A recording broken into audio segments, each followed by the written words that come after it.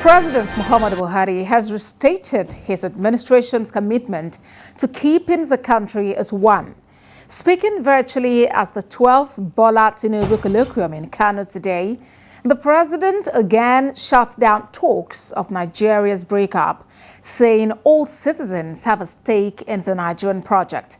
On his part, former governor of Lagos State used the occasion to ask the government to implement policies that will directly impact the lives of Nigerians. Senior correspondent Femi Akande reports.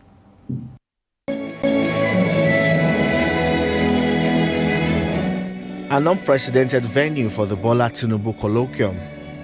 This year's edition is the 12th in a series, and indeed it lived up to the hype and expectations, and even more. President Muhammadu Buhari was the chairman of the event, and he specially greeted Tinubu, a man he says has great influence in the governing All Progressives Congress. President Buhari particularly mentioned the theme of the colloquium, which he says is apt at a time the country faces a series of challenges. I think this colloquium is a fitting reflection of the service that Asiwaju has given, not only to Lagos State, but to Nigeria and Africa, as well as his continuing commitment and influence as one of the great pillars of our party, the All Progressive Congress. Equally, I salute all those who have kept this colloquium culture alive and thriving. This colloquium is the brainchild of Vice President Yemi Osinbajo and some close friends of Bola Tinubu. Over the years, they have been persistent and consistent in using the platform to stir meaningful conversations for national growth and development. The Vice President says no Nigerian leader has become more instrumental in raising leaders like Bola Tinubu. The colloquium has become an institution.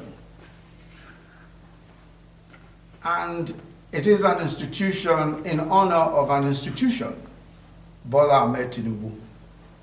It was Barrister Ismail Ahmed at the 9th colloquium in Abuja who said so insightfully, and I quote, "There is perhaps no Nigerian leader who has been as instrumental in raising as many leaders."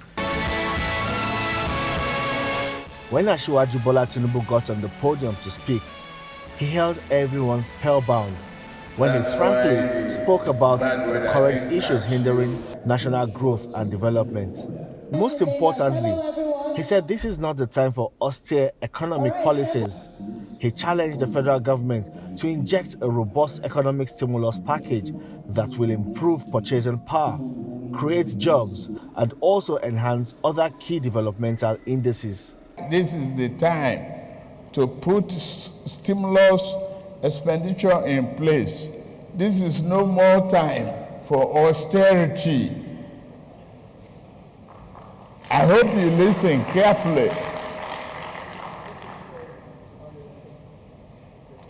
This is not this time to constrain the economy. This is the time to create the opportunity. If you hear America spending 1.9 trillion and they're not looking back and they're still asking for 3 trillion for infrastructure and renewal and creating jobs, and your own unemployment rate is at 33%, and you ask us to keep on fasting, we're fasting no more. Bringing the colloquium to Kano may not have been deliberate, but the significance cannot be overlooked. Governor Abdullahi Ganduje says the lessons in this gesture are symbolic.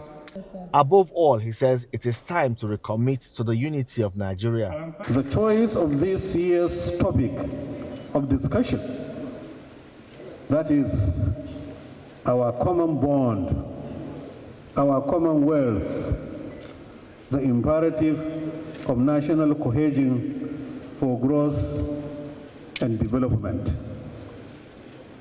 This topic is heavily loaded. This topic is a challenge to the politicians, to the elites, even to the ordinary men in Nigeria. There were goodwill messages in honor of Asiwaju Bola Tinubu. His well-wishers cut across not just ethnic and religious lines, but also political and socio-economic lines.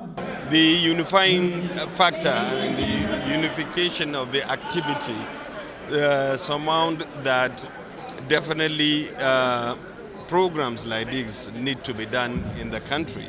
Bola Tinubu is a politician to the core. He was a senator in 1992.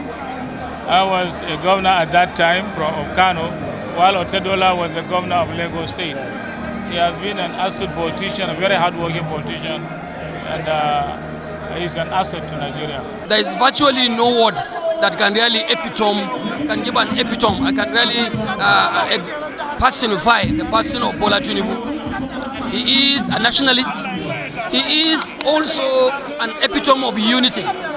And the concept of today's theme of this year's colloquium, which is all about the unity of the country, integration. Of course, it suffices to explain who he is. The Jagaban believe in the national politics. He believed in everybody in Nigeria, young, old, men and women. He's a non-tribal leader. He helps everyone that comes his way, irrespective of where you are coming from. I'm very happy today as well to have bring it to the north so that it will be one Nigeria.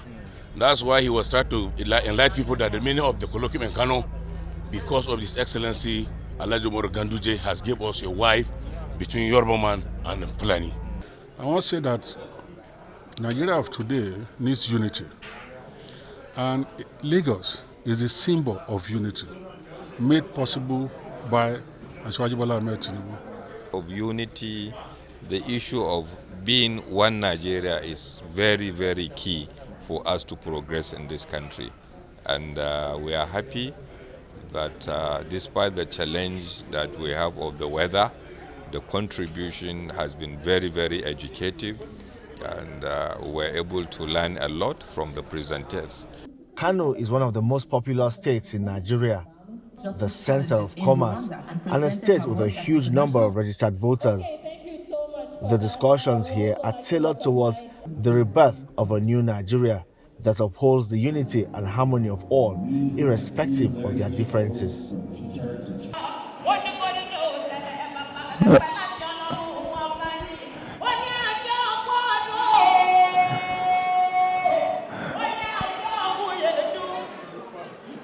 Femi Akande, TVC News, Kano.